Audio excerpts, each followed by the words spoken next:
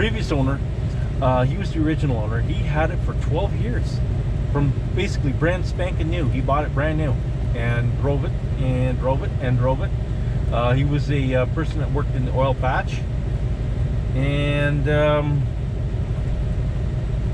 he drove it, you know. That's all I can say.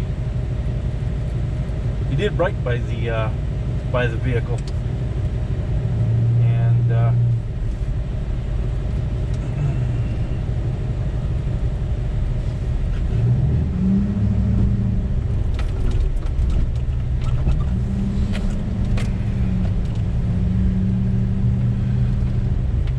I've had a good experience with it. I can't say enough.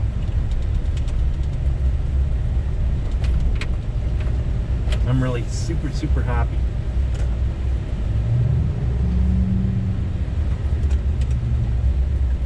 No complaints from this Tiger, I'll tell you that.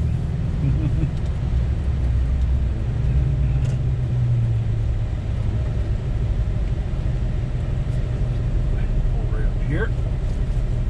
And that's good enough. Okay, GoPro, turn off.